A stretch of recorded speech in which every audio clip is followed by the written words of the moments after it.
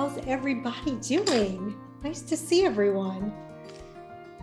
All right, let's get started. Try to be on time and value everybody's time. I am Lauren Bernick. I am a volunteer with PBNSG. Welcome to everyone who's come in tonight. We want to welcome all of our attendees, including our first timers, returning guests. We want to recognize the PBNSG team, Paul Chatlin, founder of PBNSG, in the face of an amazing inspirational story of going from nearly dying to strong, vibrant, and healthy through a plant-based lifestyle. Marion Treese, Director of Operations, Brett Nyquist, Director of Technology, and Megan Burt, Director of Support Groups. We have an amazing team of specialized hosts who each lead their own monthly support group meeting through our membership platform. I actually lead the heart disease group. So if you're interested in that, our meetings are the second Monday of every month. We're not going to have one this month because I'm going on vacation. But anyway, as Paul likes to say, we are together as one, and we all have the same passion of helping others in this plant-based lifestyle. And again, my name is Lauren Bernick of wellelephant.com. And I have a special place in my heart for plant-based eaters and people who are trying to eat plant-based. I reversed my heart disease, very nasty heart disease, by following a whole food plant-based diet. I was diagnosed in 2015. And the doctor just wanted to put me on a statin and send me on my way. And I said, I want to get to the root of the problem. How do I reverse the disease? And he looked at me like I had 5 heads and 20 eyeballs. And he's like, you don't reverse the disease. That's not how this works. You just get on a statin and you eat chicken and fish and healthy oils and blah, blah. And so that didn't make any sense to me. So I actually found the Prevent and Reverse Heart Disease book and the cookbook by Jane and Ann Esselstyn. And I simply just started cooking my way through that cookbook until I understood what to do. And I just had a bunch of tests, the Cleveland Heart Lab, and it said that I have actually reversed my heart disease. Doesn't have really any signs of heart disease. I have like no inflammation. My cholesterol's still like 200. I don't know if that's going to get under control, but apparently it's not building up in my arteries anymore. So it can be done. And I have a website, wellelephant.com, and I teach a class called ACE Plant-Based Eating. ACE it's an acronym, A stands for Amend the Recipe. So take anything you like in your life and learn to make it whole food, plant-based. C is cook without oil. And E is eat on the go. And in my opinion, that's the only 3 things you really need to do to be able to do this. So you can go to wellelephant.com if you like and download my free 3-day meal plan and grocery list. So for those of you who are new to our events, PBNSG stands for Plant-Based Nutrition Support Group. We are a nonprofit organization dedicated to evidence-based education and advocacy of plant-based whole foods nutrition to help individuals prevent or reverse chronic disease. As you may know, PBNSG is well into our new membership platform, which gives access to live virtual events just like this one, cooking demos, support group meetings, event recordings, and more. So be sure and spread the word to your family and friends and visit our website, pbnsg.org, to find out about some upcoming events. Okay, so let me tell you a little bit about our very, very special guest, Char Nolan. She has outdone herself. She has prepared some summer recipes using garbanzo beans, a powerful fiber-packed legume that's summer's best friend. And we're going to learn how to make Green Giant flourless cookies, tasty tuna salad, yummy hummus. Hummus is the new mayo and perfect for summer pasta salad, fishless cakes, and more. And a delightful kale salad with creamy dressings. All recipes are whole food, plant-based, and perfect for your summer get-together. Char Nolan is a serious plant-based, whole food vegan with a great sense of humor, armed with a degree in public health from Temple University. She completed coursework at Cornell and received her certification in plant-based nutrition. She is also a certified plant-based chef and teaches plant-based cooking throughout the Mid-Atlantic region.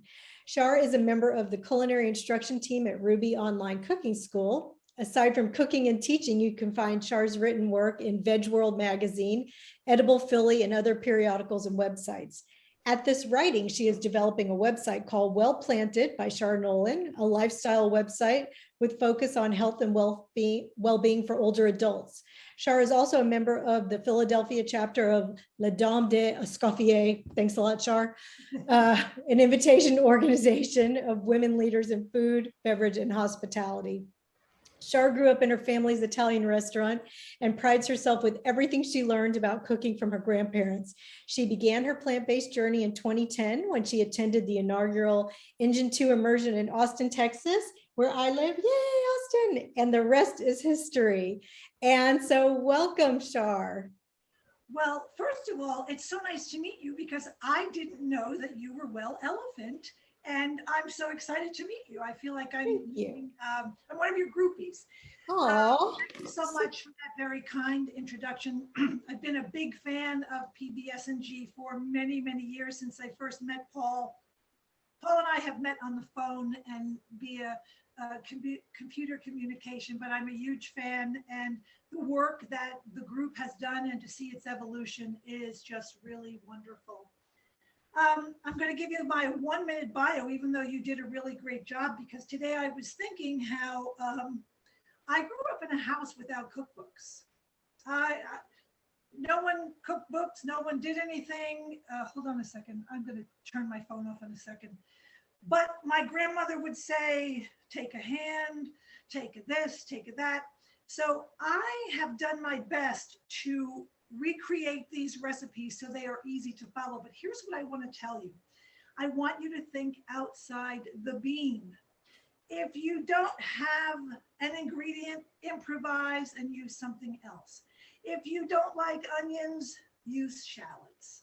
If you don't like garlic, use chives.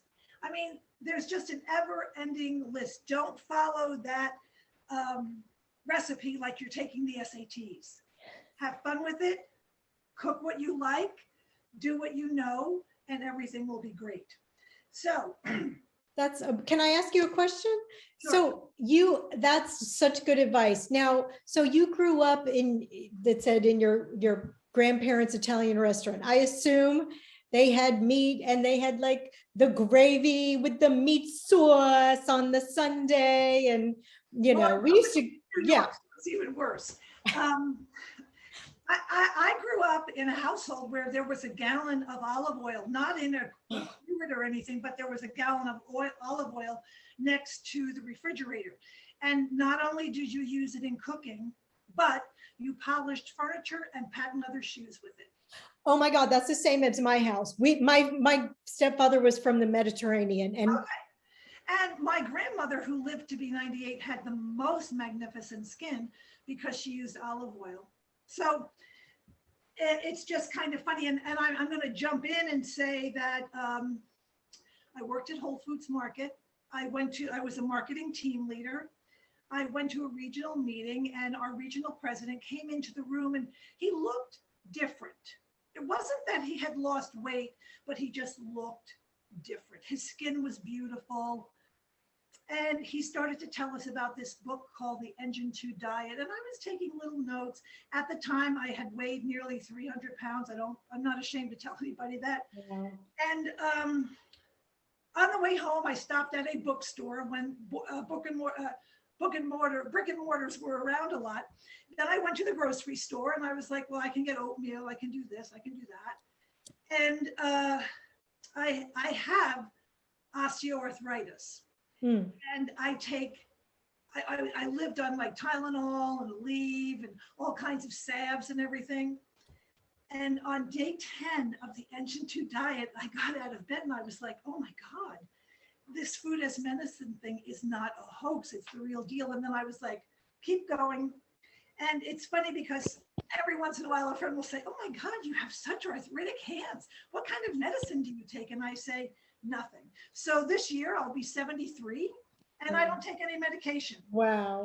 I have to also add to that, my sainted, lovely mother had metastatic lung cancer and died in her mid-60s.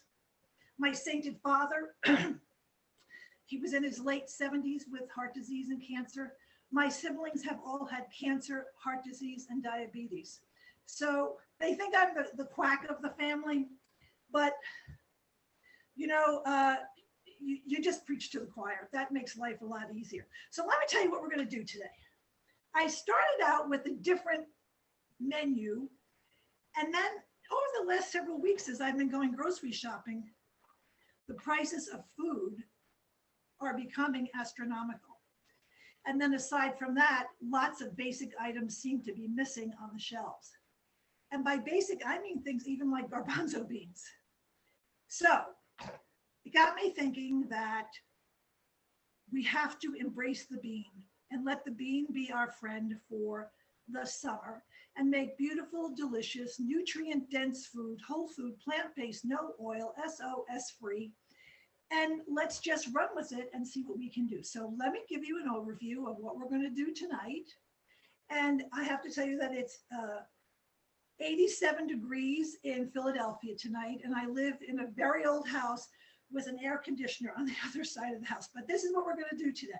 So the main recipe, the focal point recipe, is going to be tuna salad, tuna-less salad. Everybody has their version of it. This is largely based on the Ruby recipe, which I love. It has no cashew cream in it. There are no nuts in anything. And there's no vegan mayo or anything else like that. So we're going to make beautiful tuna sandwiches. And they're stuffed with lettuce and this delicious base. And then I made these homemade potato chips, and I'll show you how in a minute. This is very good. The bread that we're using for that, the pita bread, is made by Middle East Bakery. There's no oil in them.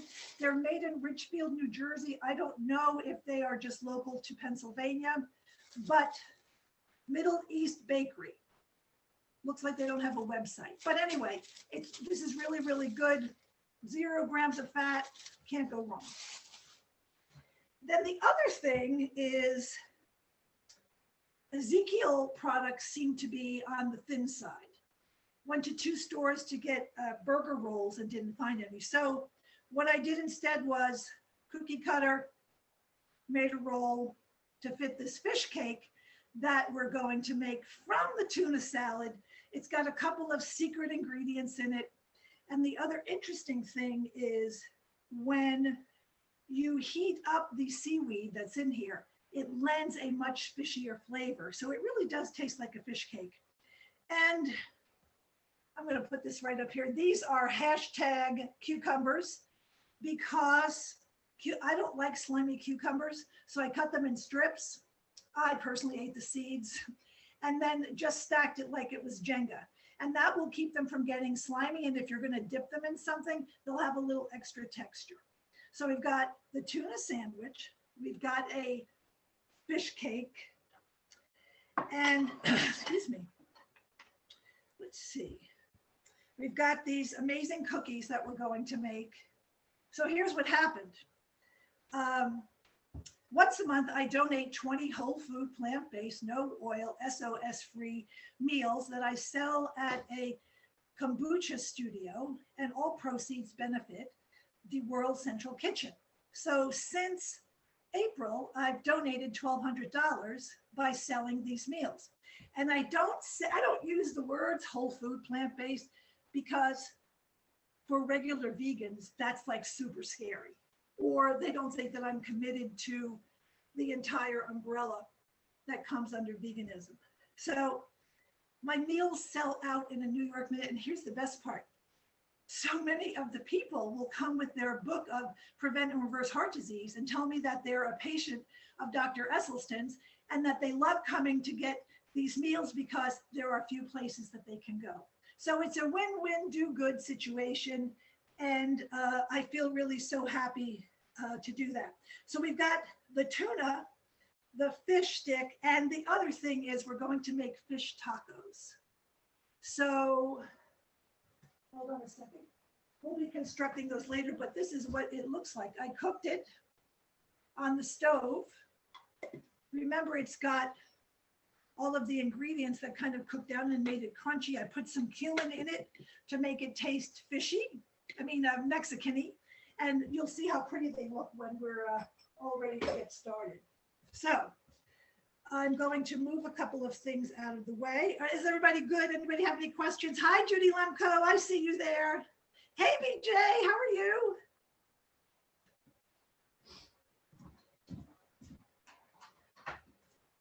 It's a very small plant world, as they say. Yes, Judy's waving to you now. I don't know if you could see her. Also, Char, I don't think that we have the fish cakes recipe. There is no recipe. There is no recipe because you're thinking outside the bean. There you go. Right? You're thinking outside the bean.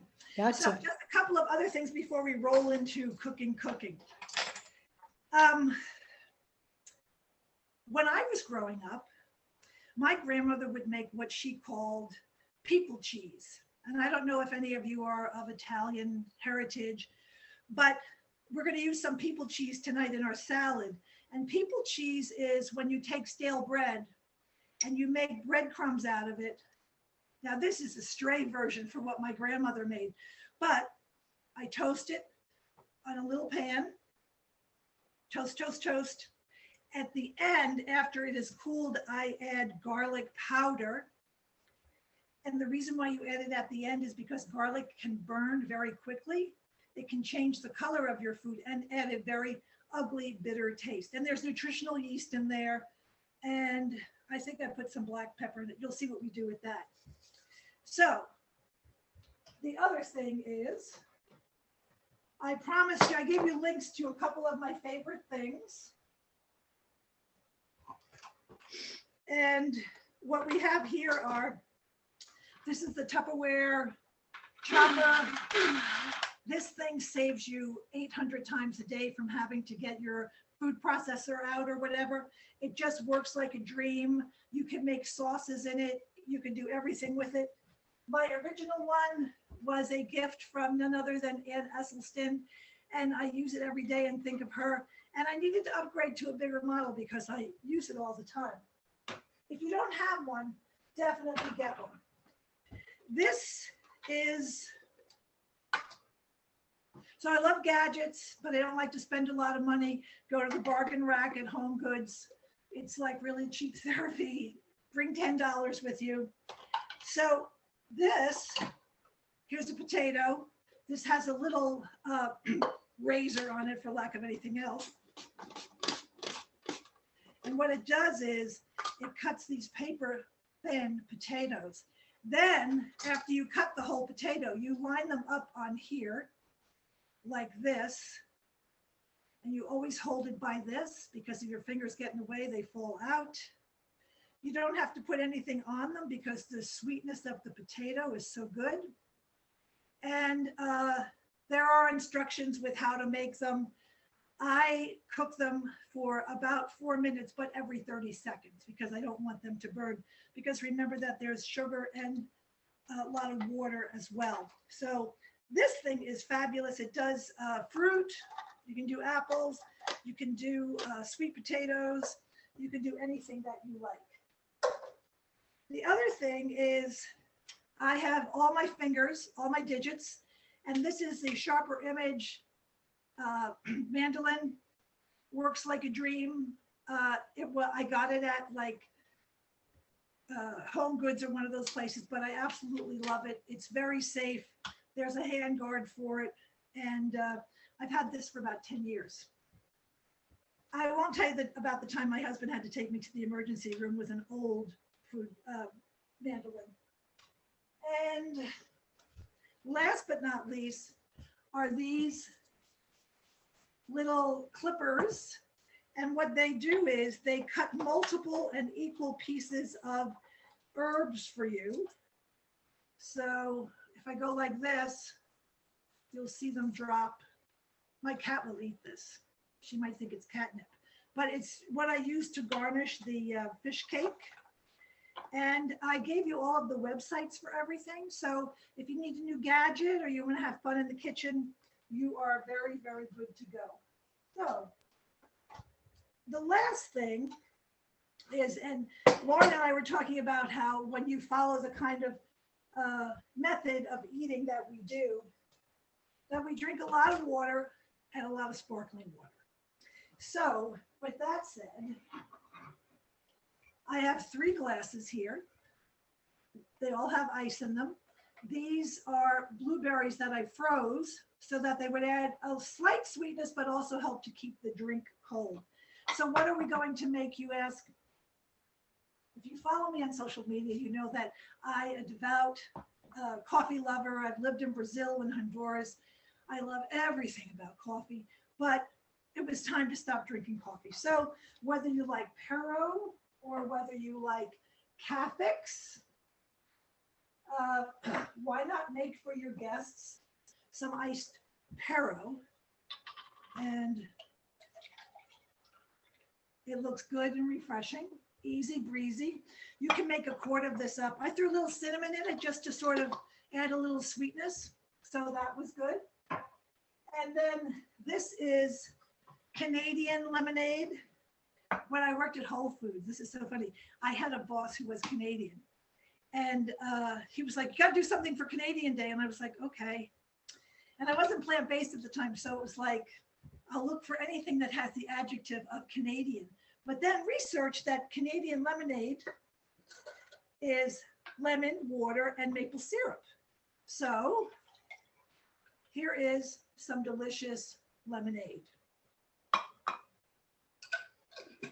So far, we've spent 0 in the beverage category. And then last but not least, for any of you who follow Dr. Laura Marbas, she innocently put up a post last week that her children were starting a tea company. This is pure tea. You dip it in hot water, it melts, and then you have, it's really delicious tea. I've been buying it now for a month. And this is ginger and turmeric. I feel like a bartender. And you have a delicious glass of iced tea. And if you wanted to, you could steal the blueberries and put it back in here. So 3 quick beverages, iced coffee, but not really, Canadian lemonade, and one of Laura Marbas's delicious teas. So here's the deal. We're having a door prize tonight because I love a door prize.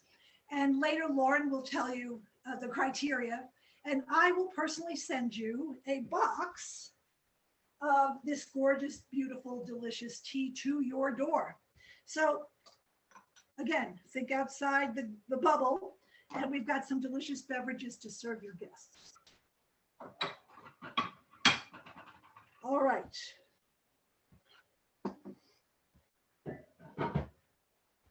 Now, the first thing we're going to do is make the tuna. And I'm going to just put my screen down a little bit more so you can see. I don't think you need to see me. There we go. There. By the way, you're probably wondering why my hair is covered, because I have wild springy hair and I didn't want any of my food to contain hair. So here's what we're going to do first. I've got my mise en place. I didn't have any red onions, so I used shallots instead. And what I'm going to do first is put the beans in. Now, something interesting about garbanzo beans. They're a really tough, versatile bean. They can hold up to anything.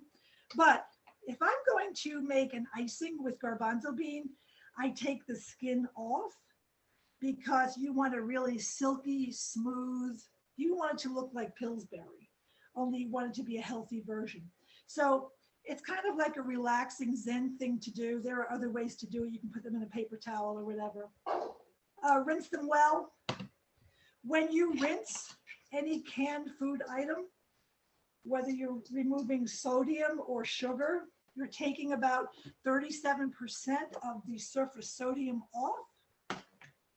Sometimes you can't find low sodium beans. My favorite brand are called Jack's. They're all low sodium. These are cannellini beans. They're organic.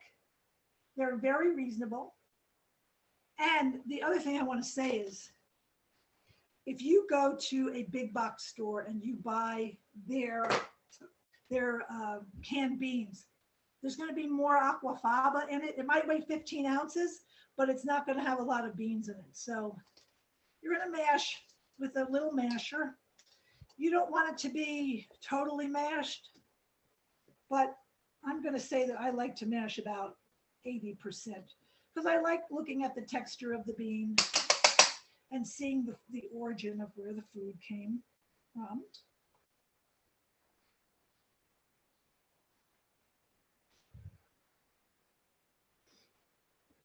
So before COVID, I spent my life teaching 3 to 4 times a week in the city of Philadelphia in low-income neighborhoods where people have chronic lifestyle-related diseases. And one of my best, most fun projects ever was working at Project Home in a program with the CDC to measure compliance and lifestyle change, as well as biometrics in formerly homeless people, and for 18 months. And it was the best job I have ever had. Here are the mashed garbanzo beans. Also, I want to say, if you're going to use something like cannellini beans, it's going to be a little mushy. So stay with a strong bean. So I've got some nicely chopped celery.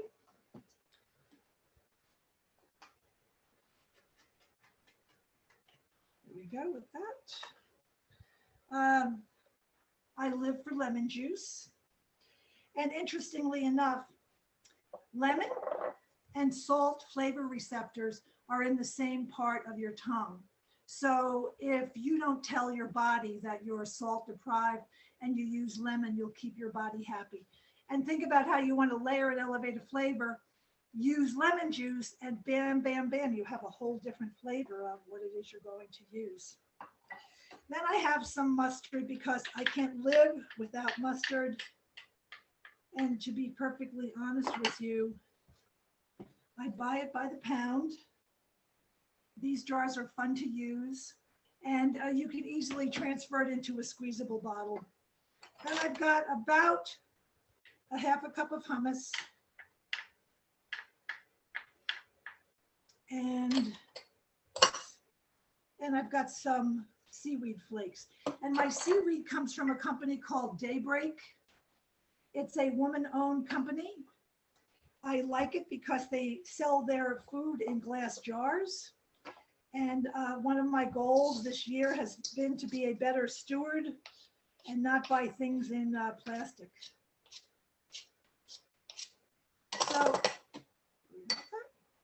So I'm going to just mix everything together.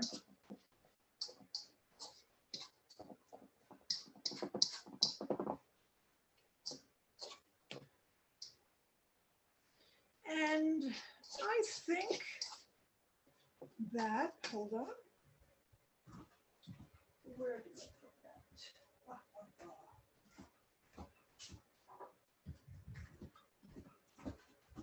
This is the hummus that you have a recipe for, made from the chickpea flour. But I think this needs a little bit more oomph to it. So I'm going to take some of this and just pour it in. And this is look at the nice texture of it. It came out really nice. I was really happy with it. But when we get to making the hummus, news alert, I made the recipe 145 times easier. So the only thing that remained the same were the ingredients. Okay, so now the texture is, in my opinion, perfect. Now, look at how much food that one little can of beans made. That's unbelievable. If you wanted to have extra fun, you could add some chopped kale for color, and don't tell anyone. They'll think it's parsley. But that's the basic for the things that we're going to make tonight. So hold on for a minute. Anybody have any questions? Chime in, chime in. Okay. So cookie cutter, something you don't expect to see in a plant-based kitchen. But the good thing about this is I'm going to divide this in two. Okay. Char, I don't know if you can do this or not, but somebody messaged me and said, could you raise your camera so they could see your face? They miss seeing your beautiful face. Oh gosh. Let me get some lipstick. Hold on. Ah, are you joking? No, she's not joking. She's going to get lipstick. No, I'm not. I've never worn lipstick in my life. How's that? I think we could still see. I know it's hard to. So BJ when I says was in the that fourth grade, he's I was in the amazed by, school or play. she's amazed by the hummus. Say what? BJ is amazed by the hummus recipe. So BJ, it's really funny. The other day I do a live event once a month at Ruby. And this woman was like, why are you making hummus from flour when you have beans? So I don't know about you, but where's the bag? Oh, hold on a second. Here we go. Where did it go? Oh, here it is. You know, Bob changed the packaging and he added that Velcro on the inside. And to me, it's not the same like the old one. But how often, really and truthfully, how often do you use this? I got it for a specific recipe. And then I was like, so many Middle Eastern countries use besan for so many different things. And I thought, somebody's got to make hummus out of this. So in an effort for us not to be food wasters, this is how this came into my head. Now, if you wanted to make a fish cake with this, you could add a little flax egg if you wanted to. No, but look at how sturdy it is, how nice it stays together. But again, if you wanted to add one flaxseed. So what I do is I take a cookie cutter.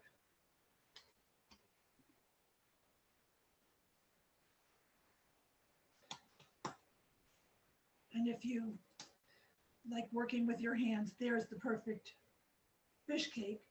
And then you would cook it in the air fryer at 400 degrees for about 12 minutes on each side. But here's the interesting thing. When you flip it over to cook the next side, you flatten it with a spatula so that it comes to a new size. Did you all see what I did? Doesn't it look good? So you do this. I would not pan fry it, but I will tell you this. You can, if you want to, line a frying pan with parchment paper, cut it out in a circle. So it will do the same thing that it does in your oven. Few people know that. None of us use spray. So there is that. Now I'm going to turn around and wash my hands, and I'm going to show you really quickly how we can saute the leftover tuna that we have. Hold on one sec.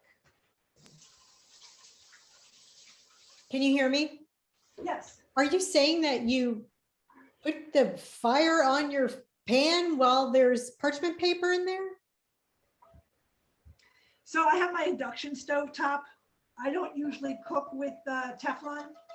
So if I was using a plain stainless steel pan, you can line it. It's not gonna burn. It just lines the pan. Yeah. Did not know that. So I'm going to turn this on.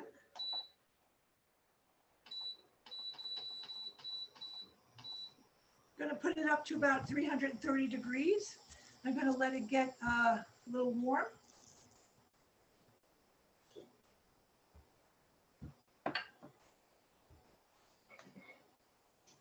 And what I'm going to do to this is, let's see where I put it.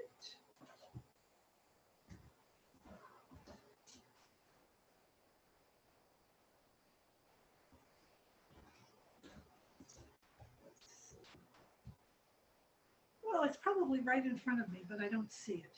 I would add a little cumin to this, as I said earlier, just to give it that nice Mexican-y flavor.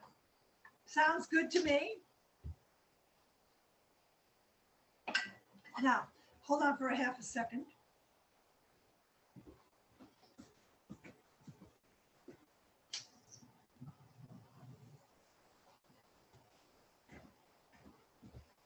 So, in part of my goal for this year, this is all I'm doing. I'm just doing this. Part of my goal is to not cook with plastic. So I've been using these wooden spurtles, and I haven't burned anything. Not using metal is good also. So these work well. So you just keep doing this, moving it around until, can you hear it? Until it has this texture. So the texture is like this. Look, it's kind of meaty almost. You're probably going to do this on a medium heat for about 10 minutes.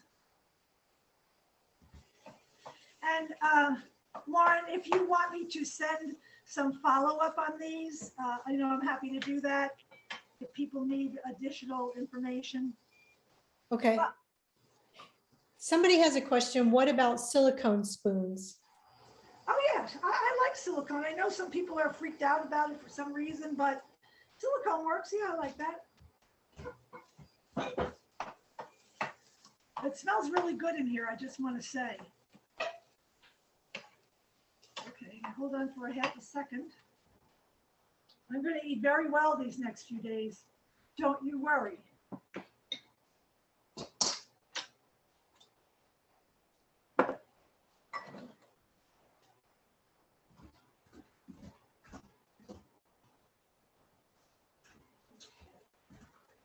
We're doing great.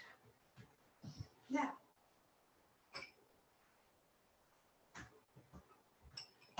I'm going to keep an eye on this. So what happens is that some of the moisture will cook out and it'll just be really good. So here's what I'm going to do. Adorable taco stand, the therapy rack at Home Goods, $1.99. I like mi rancho. Now, Lauren, you live in Austin, so you probably have the best tortillas of anyone. I get those actually at Whole Foods. Oh, do you? Okay, aren't they good? They're really good. Okay. Yeah, because I might have access to good tortillas, but they probably have like lard and In oil. the best light, I would, hold on a second. Let's just heat these babies up for a second. So I've got a little bit of lettuce. I get an organic delivery to my house once a week. Today there was beautiful lettuce. Okay. When I lived in Honduras, you just take those tortillas and put them directly on the fire, and people just pick them up with their fingers. It's kind of crazy. So while that's cooking, I'll do the first one. I've got a little bit of this taco meat, taco fish. And I went in the freezer and thought, oh, I have some frozen corn. Let me add a little frozen corn. And then I'm going to add a little bit of a canned jarred salsa, whatever your favorite is.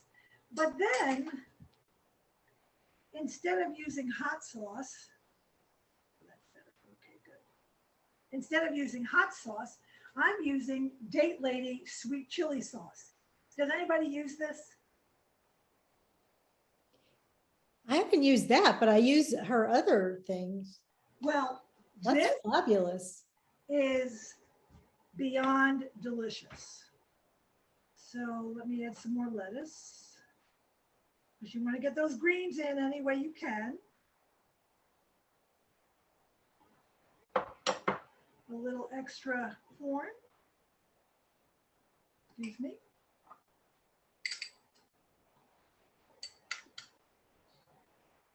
So far, they look good, but I'm going to put a little sauce on this. Here we go. Because who says it has to be red chili sauce? And that's what they look like when they're done. So you've got a tuna base fishy taco. Fill it up the way. Lauren, what would you put in this taco since you live in Austin? Oh, you know what? I would make like a little cabbagey mix for like a fish taco type thing. Okay. I would do like a coleslaw, almost like a coleslaw mix, but I think you're doing just fine. Looks When I lived in both Honduras and Brazil, lettuce isn't a commodity.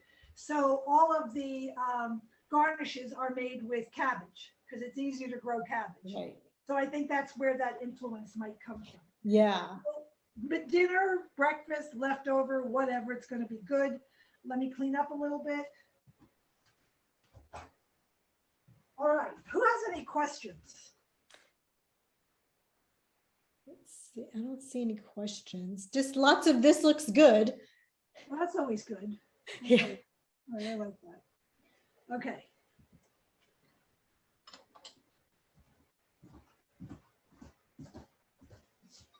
All right.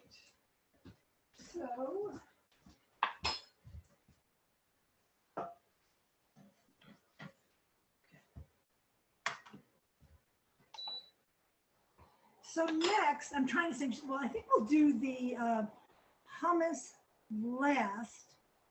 So next, I think we're going to do a salad. And it's a quick, easy salad. And I think you have the recipe for the dressing. If you go to H Mart, which is the largest Asian grocery store chain in the world, they have a miso section that is its own department. So there's low sodium, there's soy, there's garbanzo bean miso.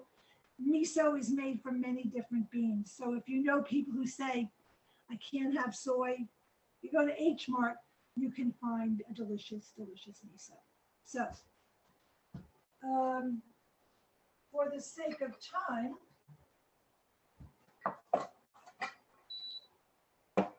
the recipe calls for,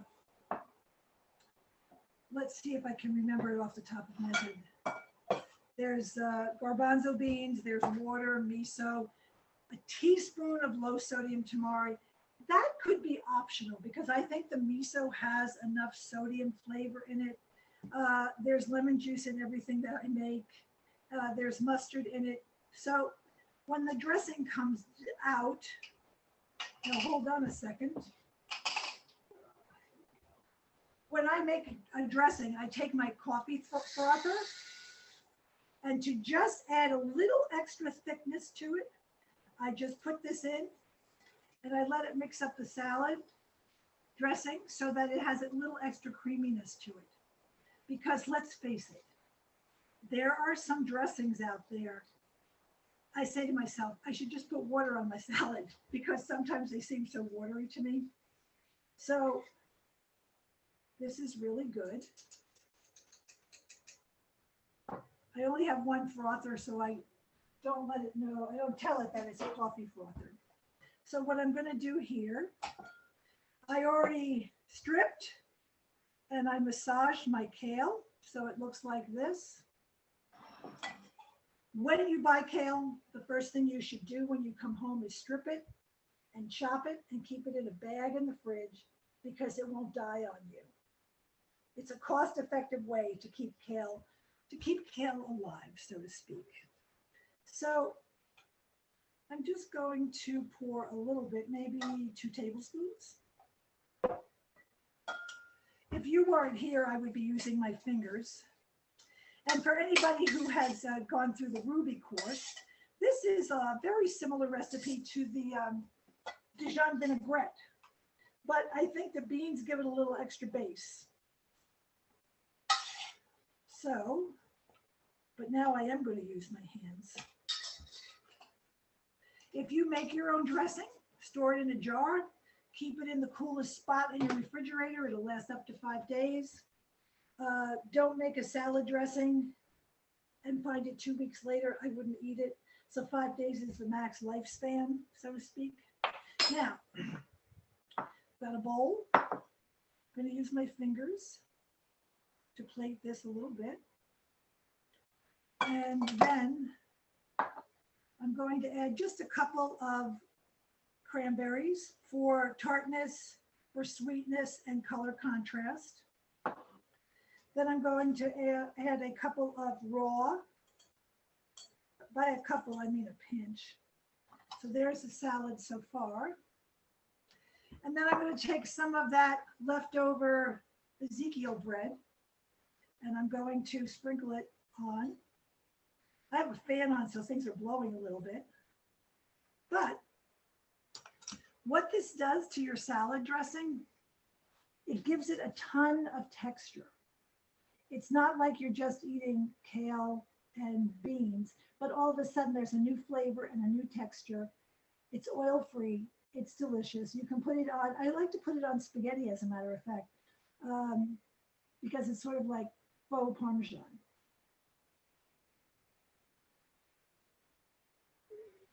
She says she can hear, okay, but what did she say? That was BJ. I think I'm asking Sid if her volume is turned up. Okay. I'm not sure. Can everybody hear? Can Okay, you all hear me? I can hear you. Okay, but how delicious does that look? Oh, looks amazing. You know, BJ and I talk to each other frequently on social media, and we've never met in person, but with all this leftover food, we've got to get together very soon and have a picnic somewhere between where you live and where I live. So, again, you don't have cranberries?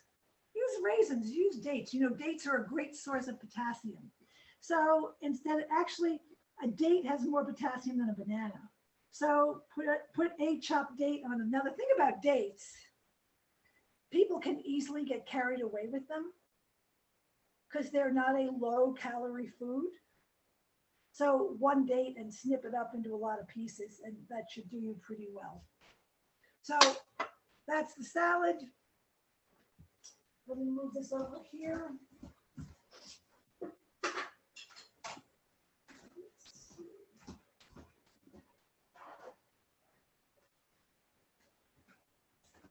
Okay. So I don't know how this happened, but I have a relationship with Vitamix, and I sent an email to them about something else, and they said, "Oh, that's a shame. Something goofy happened with the recipe." So look, they sent me a new canister. So here's my, I don't have an affiliation with them. I just love this company, Cleveland, Ohio. When I got my first Vitamix 12 years ago in Dr. Furman's office, about a week after I had it, there was a spoon in there, and I turned it on and it killed the engine. And it was 10 o'clock at night, and I called the 800 number because they're smart enough to put that 800 number on the back. And the person said, "Good evening, thank you for calling Vitamix. This is Mary, how may I help you?" And I was like, "Where am I calling?" And she said, "Cleveland, Ohio." And I said, "Cleveland, Ohio, like Cleveland?" And she said, "Yes." And she proceeded to tell me we're a family-owned company. The Vitamixes are made on the second floor. I'm on the third floor. So I'm hooked ever since because their customer service is probably the best that there is. I've had that same experience. It's Right? shocking when somebody answers the phone.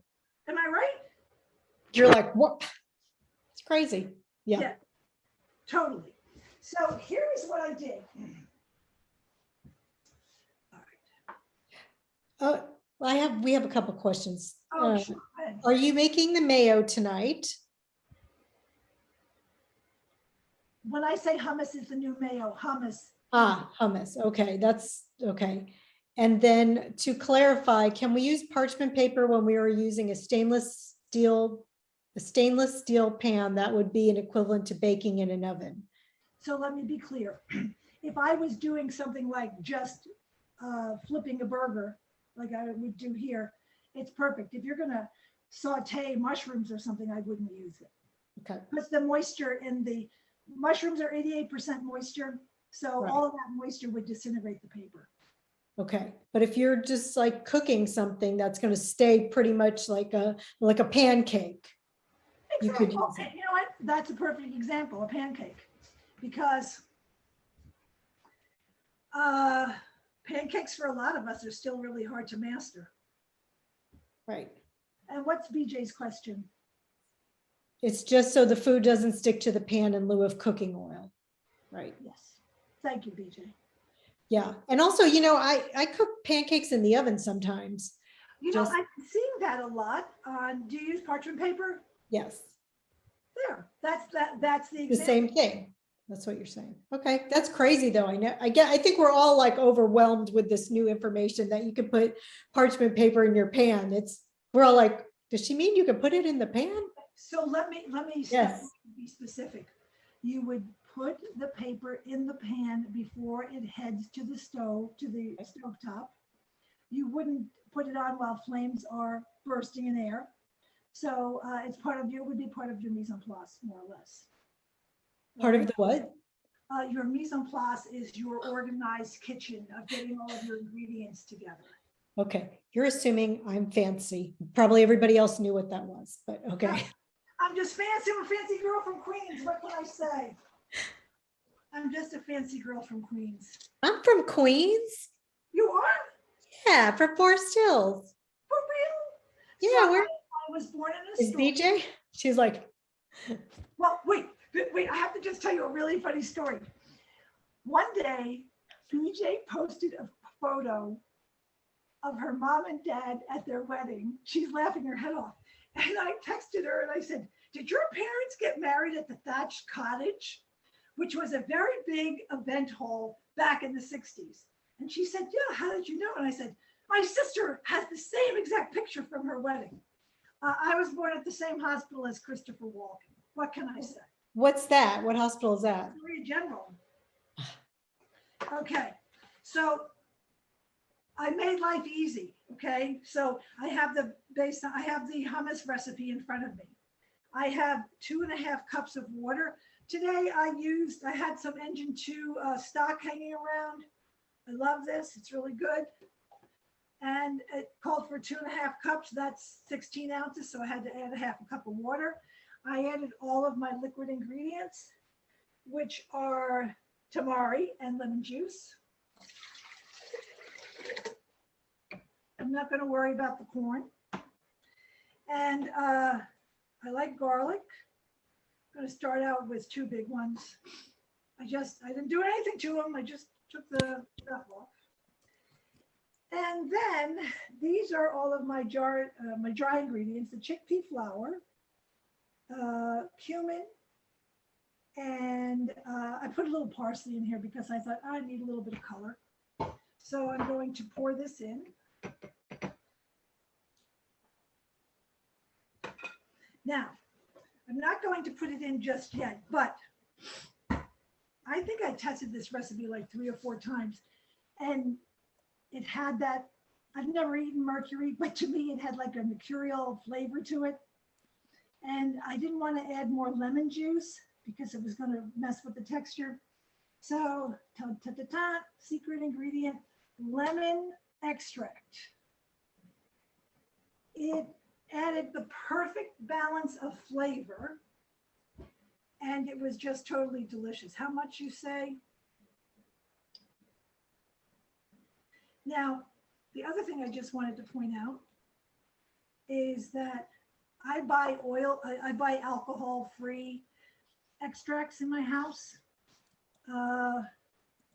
These are oil-based, but there isn't you don't have to worry about its oil content. So I just want to say that. So here this is, okay? I am going to put this fancy top on it. This is its maiden voyage. You should all feel very fortunate. And you're going to see what I'm going to do. Let me just put it in the blender. Okay.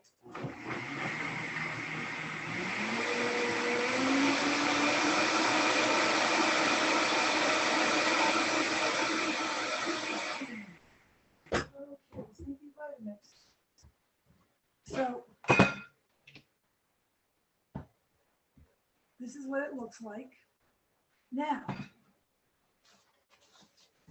this will give you flashbacks of making gravy. And I don't mean Italian gravy, I mean like Thanksgiving gravy.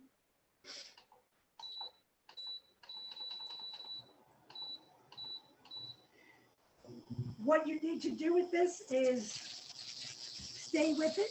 You need to stir it constantly because what happens is that it will cook down and thicken. And then we're going to let it cool and put it into a bowl. And then, what time is it? Well, tomorrow I'll have perfect hummus. But what I want to say to you is, we all have different taste sensors. So maybe there's not enough tamari in it for you, or maybe there's not enough lemon, or maybe you wanted to add another spice, or whatever. You're going to think outside the bean, okay? All right, let's see how this is going.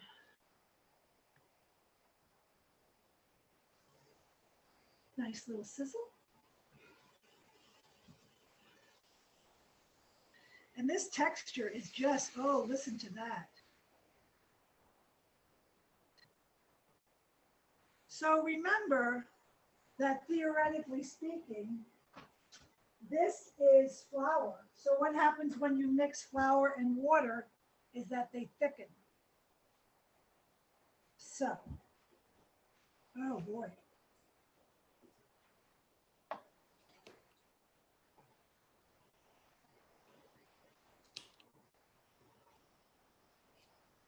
It's thickening quickly. Now it might have a couple of lumps in it, but I'm not going to worry about it because when you're done, you're going to stick it back in the blender. But it's thickening beautifully. While you're thickening that, can I tell them about the door prize? Oh yeah, tell them about the door prize. So if you weren't here, Char has volunteered to send, I have everybody's name on a Post-it note. I'll read them out so we know we have everybody. She's going to send you Lori Marvis's kids' tea. What was it called? It's called Marvis tea. Marvis tea. There you go. So I have Judy, and then I have two Judys. Where's the other one? Judy and Judy Lemko. I have Sid, Christina, Liz, Ann Schroeder. I have another Ann, Phil, Joe, Emily, Jackie, Laura H, Stephanie, Jeff, Duncan, Tiffany, and BJ. Did I miss anybody? I'm going to put your names in a little thing and draw one out. Now, here's the thing. I'm doing it now because you have to, do you know how to private message me in the chat with your address? I'll call out the winner. And if you don't know how to private message me with your address, I'll tell you. Or you can email me at Lauren, Lauren, at wellelephant.com. And then I'll get your address to Char. And I'm putting everybody in. I just want to show you how this is coming along. Oh, Judy, there's two Judys. There's Judy and Judy Lemko. Are you the same Judy? Oh, you're so honest. Okay, let me pull you out one, Judy. Let's see. Thank you, Judy, for being honest. Okay. That's very nice. I hope you win. So who's the winner? Wait, hold on. I haven't done it yet. Hold on. Let me mix them up. Okay, let's see. Who is the winner? It is Ann Schroeder. Oh. So Ann, do you know how to private message me in the chat with your address?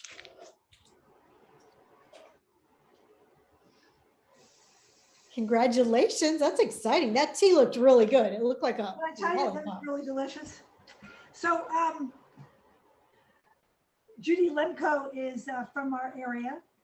And I had the pleasure of meeting Judy in person last April of 2021. But I want to tell you what Judy does. Judy is a member of a group called Cases for Smiles. And she and women all over the country, but this is the founding chapter, make pillowcases for children who are hospitalized. Nice. And the founder of the organization, who is probably Judy, the nicest person we've ever met, her son at a young age passed away from cancer, but she's a quilter and she always brought him pillowcases. And other kids were like, hey, I want a pillowcase. And that's how it began. And so maybe it's 15 years of pillowcase making. Yeah. And the interesting part of the story is I went to New York City to go to a Whoopi Goldberg event at CNN. There I was minding my own business. And that night was also the L'Oreal Woman of the Year contest. And the woman who won was Cindy Kerr. And I kept looking at her and looking at her. And I said to her after she won her award, I was like, do you shop at the Whole Foods Market in Devon? And she said, I do. And I said, oh, I recognize you. So we have become lovely, lovely friends. And not too long ago, her friends hired me to make a week's worth of food for Judy and her husband.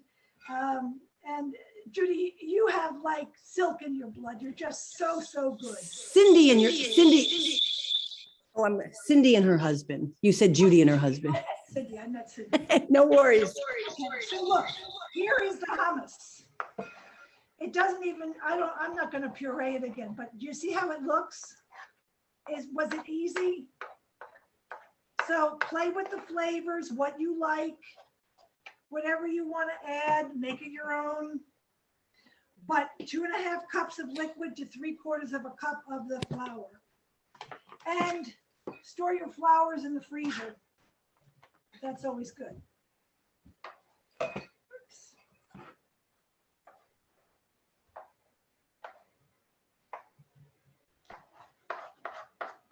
Oh, this came out, this is so easy.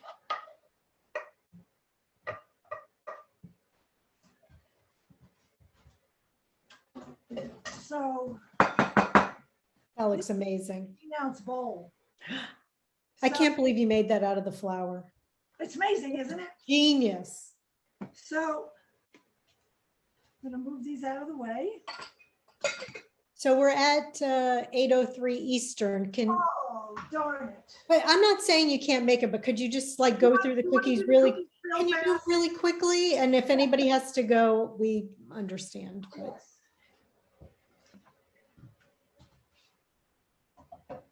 Okay, I started it a little while ago, so we're pretty good. I have a mixing bowl. I put all the wet ingredients to the cookies together. So here is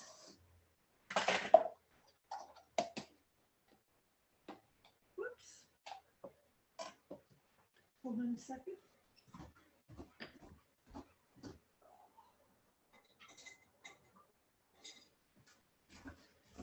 So this is garbanzo bean, and it has, excuse me, garbanzo bean, maple syrup,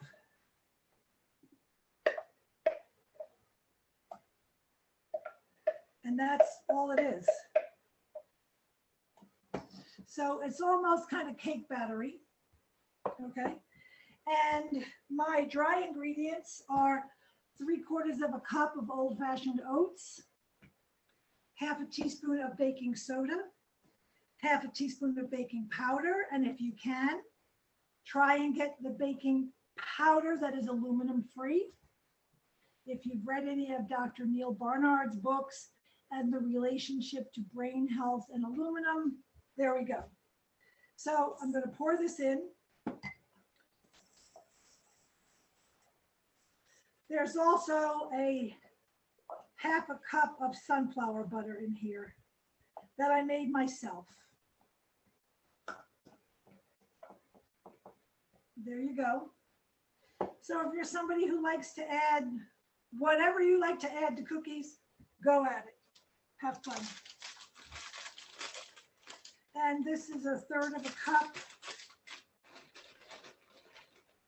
That looks good to me. And a pinch to grow an inch. And then tell me how amazing it is that this is like cookie dough. I like that almost better than the cookies. Well, actually, when they come out of the oven, they're so beautiful.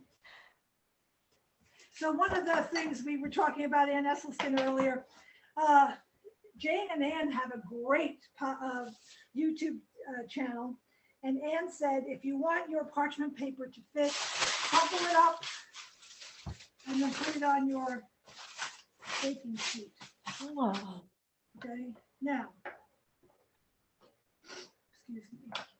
did you make the sunflower butter and the Vitamix? Judy wants to know. I did. What did you add to sunflowers and? Just sunflowers, nothing else. Okay. I beat it for a long time so that the oils would all break down. You can use commercial sunflower butter if you want. I just find it has a lot of oil in it. Okay. So what you do, see that? You're going to get about 10 cookies. Now, when they go into the oven, this is what they look like. When they come out of the oven, they look virtually the same. 24 hours later, you're going to say to yourself, was I cooking with spirulina? So here's the thing about these cookies. I like a little crisp. So after I bake them, I put them in the air fryer for about 5 minutes at 350 degrees, and I let them dry out a little bit, and they come out to be the perfect cookie. But let me show you how I serve them.